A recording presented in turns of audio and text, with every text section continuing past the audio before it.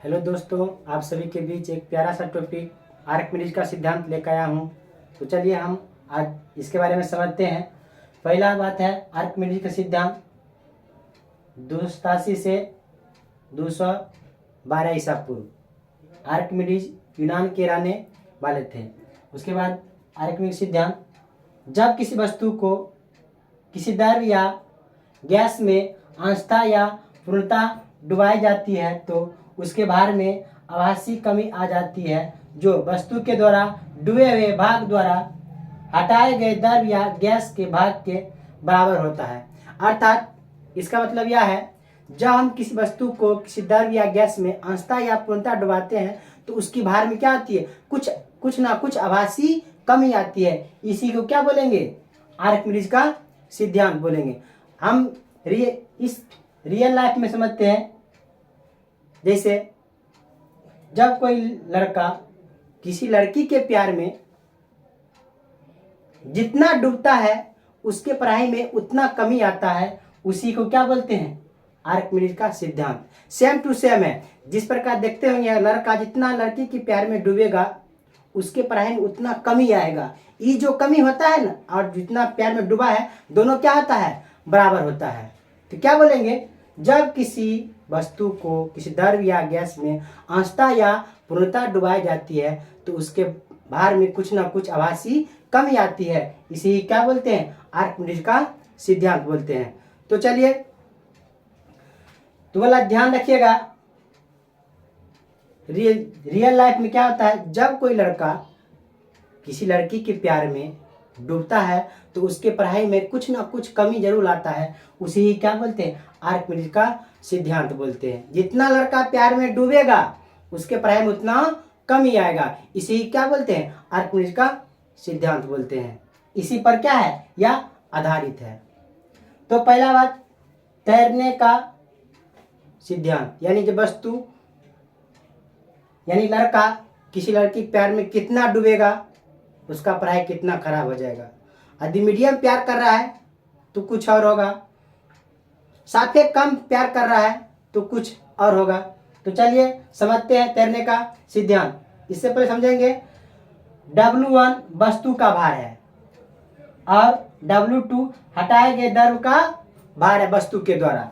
तो पहला बात है, यानी जब W1 बड़ा हो W2 से तो वस्तु क्या होगा, डूब जाएगा। क्या होगा, वस्तु डूब जाएगा।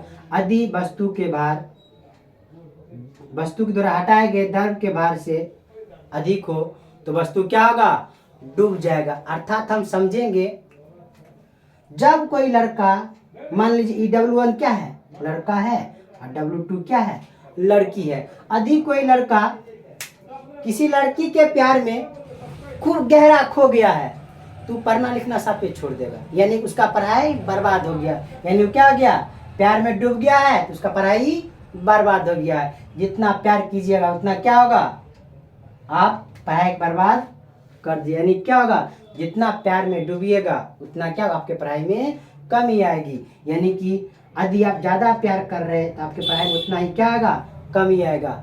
यानी आपका पढ़ाई क्या हो जाएगा, खराब। तो इस स्थिति में क्या बोलेंगे, यदि W1 वस्तु की भार वस्तु के द्वारा हटाए गए द्रव के भार से अधिक हो तो वस्तु क्या होगी, पानी में डूब जाएगी। उसके बाद यदि वस्तु के भार वस्तु द्वारा हटाए गए द्रव के भार के बराबर हो, यानी कि इक्वल हो, तो उस स्थिति में क्या होता है, वस्तु क्या होगी, डूबकर तैरेगी। क्या होगी, डूबकर तैरेगी। जिस प्रकार समझते हैं, यदि कोई लड़का किसी लड़की से उतना ही मोहब्बत करता जितना लड़की करती है, यानी कि दोनों तरफ क्या है, बराबर आग लगा रहता है, तो इस स्थिति में क्या होता है, लड़की की पढ़ाई भी खराब होता है और लड़का की पढ़ाई भी खराब होता है। यानी कि दोनों क्या होता है, इक्वल होता है। क्या बोलेंगे, जब वस्तु के भार वस्तु द्वारा हटाए गए द्रव के भार के बराबर हो तो वस्तु डूबेगी। क्या होगी, डूबेगी नहीं पूरा तरह से, क्या होगी, डूबकर तैरेगी। अर्थात हम समझेंगे कि जब आग दोनों तरफ प्यार में बराबर लगा हो, यानी क्या होगी, दोनों की पढ़ाई में कुछ ना कुछ कमी आएगा, यानी कि क्या होगी, दोनों की पढ़ाई में कुछ ना कुछ लॉस आएगा। यानी कि क्या अर्थात मतलब वस्तु डूबकर तैरेगी, इसका मतलब यह है। उसके बाद यदि वस्तु के द्वारा हटाए गए भार, वस्तु का भार वस्तु द्वारा हटाए गए भार से कम हो तो वस्तु क्या होगी, पूरी तरह क्या होगी, डूबेगी नहीं, क्या होगा, तैरेगी। यानी यदि लड़का लड़की से कम प्यार करेगा तो क्या होगा, लड़का पढ़ाई में कोई बाधा नहीं आएगा, तुम अपना जिंदगी जी, हम अपना जिंदगी जिएंगे। अर्थात W1 बड़ा हो और W2 से तो क्या होगा, वस्तु इसमें डूबेगी नहीं, क्या होगा, उपस्था पर तैरेगी। तो आशा करता हूं आप लोग को समझ में आया होगा। एक बार फिर से हम बोलते हैं, आर्किमिडीज सिद्धांत थे कहाँ के, यूनान के थे। इन्होंने क्या बोले थे, जब किसी वस्तु को किसी द्रव्य या गैस में अंशतः या पूर्णतः डुबाई जाती है तो उसके भार में कुछ ना कुछ कमी आती है, उसे ही क्या बोलते हैं, आर्किमिडीज का सिद्धांत। हम लोग रियल लाइफ में समझेंगे। जब कोई लड़का किसी लड़की के प्यार में पड़ता है तो लड़का के पढ़ाई में कुछ ना कुछ कमी आती है। इसी तरह से क्या है, आर्किमिडीज का सिद्धांत। उसी तरह से तैरने का सिद्धांत, मान लीजिए W1 वस्तु का भार है, W2 वस्तु द्वारा हटाए गए भार है। तो यदि वस्तु का भार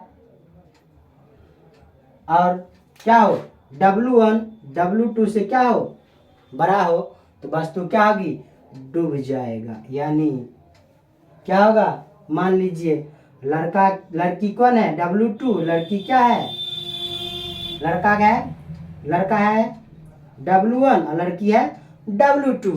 तो क्या होगा, यदि लड़का जितना प्यार करेगा तो उसके पढ़ाई में उतना कमी आएगी। यानी कि जितना प्यार में डूबल जाएगा उसके प्यार में उतने क्या है, पढ़ाई में उतने ही कमी आएगा। ठीक है, तो क्या बोलेंगे, यदि वस्तु के द्वारा हटाए गए भार, यदि वस्तु का भार वस्तु द्वारा हटाए गए भार के क्या हो, यानी कि W1 W2 से क्या हो, बड़ा हो, वस्तु क्या होगी, यानी कि डूब जाएगा, आप बर्बाद हो जाइएगा प्यार में। ठीक है, उसके बाद दोनों तरफ क्या हो, बराबर आग लगा हो, दोनों तरफ लगी है आग, तो क्या बोलेंगे, यदि W1 और W2 भार में बराबर हो तो वस्तु क्या होगा, डूबकर तैरेगी। यानी कि क्या होगा, कुछ लड़का की पढ़ाई में पूरा बर्बाद नहीं होगा, कुछ लड़का की पढ़ाई में कमी आएगा, कुछ लड़की की पढ़ाई में भी कमी आएगा।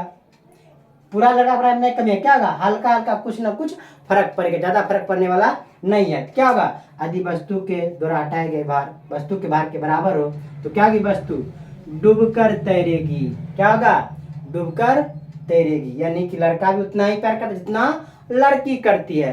तो समझेंगे अगला बात, यदि W1 W2 से बड़ा है, यानी क्या बोलेंगे, अर्थात वस्तु का भार वस्तु के द्वारा हटाए गए भार से, यानी कि W1 W2 से क्या हो, छोटा हो तो वस्तु डूबेगी नहीं, यानी कि तैरेगा। यानी लड़की क्या करे, दोनों में से कोई एक कम प्यार, जैसे मान लीजिए लड़का यदि लड़की से कम प्यार करता है तो क्या होगा, लड़का की जिंदगी बर्बाद नहीं होगा, क्या होगा, सुधर जाएगा। यानी कि क्या होगा उसका जिंदगी, यानी वस्तु क्या होगी, तैरेगी। तो आशा करते हैं आप लोग को समझ में आया होगा। आज चलते हैं यहीं तक।